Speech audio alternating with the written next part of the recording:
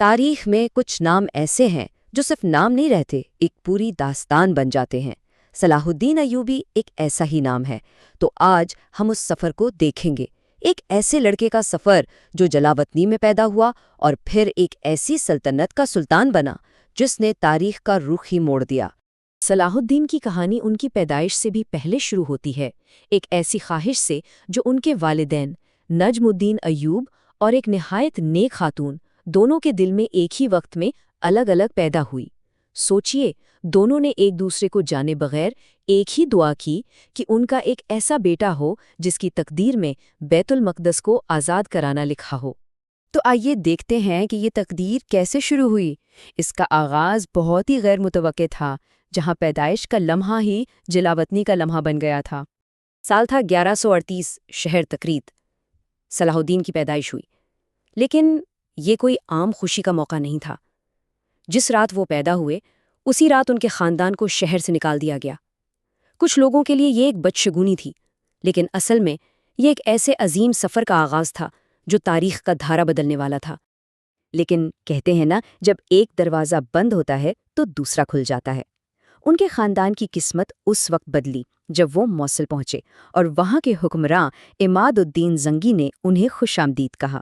زنگی نے دراصل نجم الدین کے ایک پرانے احسان کا بدلہ چکایا اور یوں نوجوان صلاح الدین کی تعلیم و تربیت کے لیے ایک نیا راستہ کھل گیا۔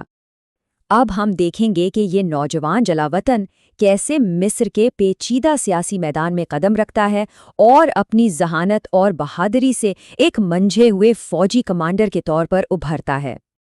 صلاح الدین کی اصل تربیت ان کے چچا اسد الدین شرکو کی نگرانی میں ہوئی۔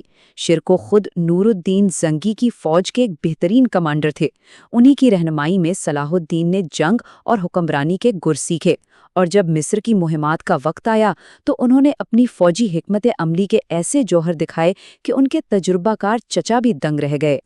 یہاں سے صلاح الدین کا عروج حیران کن تیزی سے ہوا۔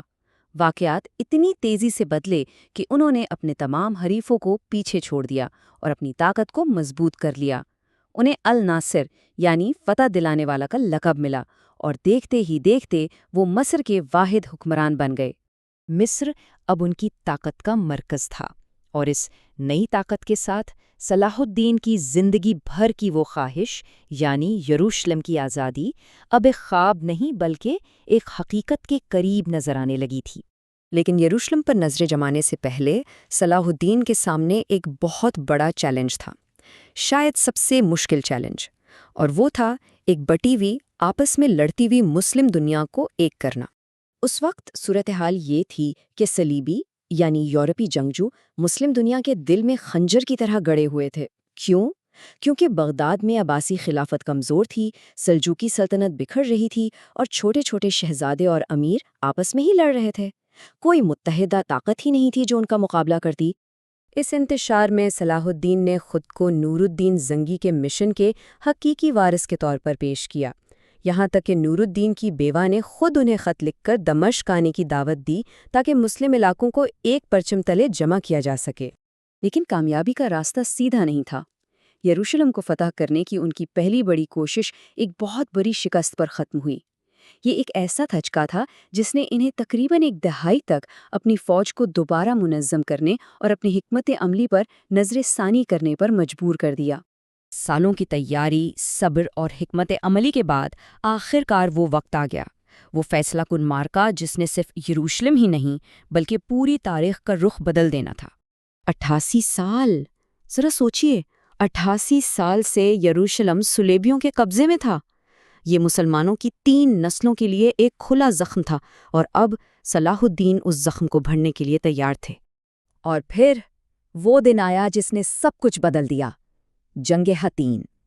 صلاح الدین کی شاندار حکمت عملی نے صلیبی فوج کو پانی کے ذخائر سے کاٹ دیا، اور پھر انہیں ایسی شکست دی کہ ان کی کمر ہی ٹوٹ گئی۔ یہ ایک ایسی فتح تھی جس نے خطے میں طاقت کا توازن ہمیشہ کے لیے بدل دیا۔ اس ایک فتح نے صلیبی طاقت کو پاش پاش کر دیا، اور یروشلم سمیت ان کے کئی شہر تقریباً غیر محفوظ ہو گئے۔ صلاح الدین نے بادشاہ گائی کو تو معاف کر دیا، لیکن رینالڈ کو، جس نے حاجیوں کے قافلوں پر حملے کیے تھے، اپنے ہاتھوں سے سزا دے کر اپنا عہد پورا کیا۔ اب باری تھی یروشلم کی، لیکن صلاح الدین کا طریقہ 1099 کے صلیبیوں سے بالکل مختلف تھا۔ اس وقت شہر میں خون کی ندیاں بہائی گئی تھیں، مگر صلاح الدین نے رحم اور فراخ دلی کی ایک نئی مثال قائم کی۔ انہوں نے شہر کے مسیحی باشندوں کی حفاظت کو یقینی بنایا، یہاں تک کہ جو غریب اپنا فدیہ نہیں دے سکتے تھے ان کا فدیہ بھی اپنی جیب سے ادا کیا۔ یہ ایک ایسی دریا دلی تھی جسے یورپ میں بھی تسلیم کیا گیا اور جس کی مثال دشمنوں کی تاریخ میں بھی مشکل سے ملتی ہے۔ یروشلم کی فتح نے صلاح الدین کو تاریخ میں ہمیشہ کے لیے امر تو کر دیا، لیکن ان کی اصل میراث، ان کا اثر، وہ تو ان کی وفات کے بعد صدیوں تک بڑھتا رہا۔ 1193 میں اپنی وفات سے پہلے صلاح الدین نے ایک اور بڑا کارنامہ سر انجام دیا۔ انہوں نے تیسری صلیبی جنگ میں یورپ کے سب سے طاقتور بادشاہوں بشمول رچرڈ دی لائن ہارٹ کی متحدہ فوج کا مقابلہ کیا اور اپنی فتح کا کامیابی سے دفاع کیا۔ اپنی موت کے سینکڑوں سال بعد بھی صلاح الدین کا نام دوست اور دشمن دونوں کے لیے ایک طاقتور علامت بنا رہا۔ جب فرانسیسی جنرل نے دمشق فتح کیا تو وہ سیدھا ان کے مزار پر گیا، یہ دکھانے کے لیے کہ 700 سال بعد بھی صلاح الدین کا خوف ان کے ذہنوں پر سوار تھا۔